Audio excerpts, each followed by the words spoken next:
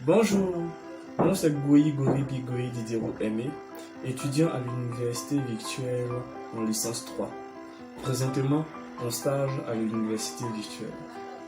Créée le 9 décembre 2015 par l'État de Côte d'Ivoire, l'université virtuelle est une université publique d'enseignement à distance axée sur le numérique éducatif et qui offre des formations qualifiantes, diplômantes et professionnalisantes.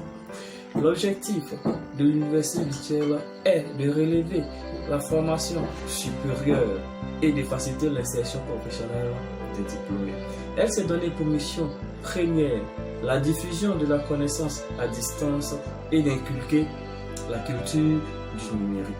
Elle a en son sein 6 spécialités qui sont réseau sécurité informatique, base de données, développement d'applications et e-services, multimédia et art du numérique, communication digitale et e-commerce et marketing digital.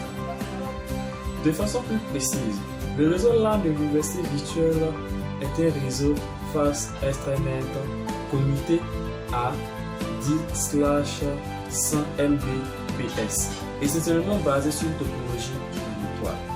Elle dispose d'une salle de conférence contenant des équipements et des applications, d'un équipement d'interconnexion et des terminaux, des équipements de protection électrique et un système de refroidissement centralisé. Tous ces équipements interviennent et contribuent au bon fonctionnement du réseau local de l'université virtuelle. L'université virtuelle rencontre en son sein plusieurs problèmes de connexion.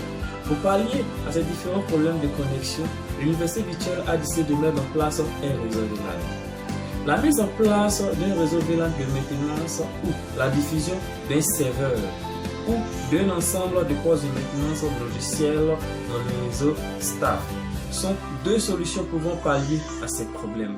Il sera donc d'offrir la possibilité d'effectuer un contrôle de flux de la bande passante et du réseau de maintenance optionnel.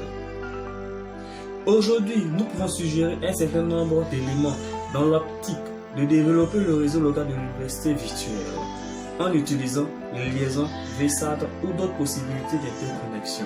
Car la notion de VLAN va de plus en plus au-delà du simple principe de domaine de diffusion. Merci, c'était Grégory.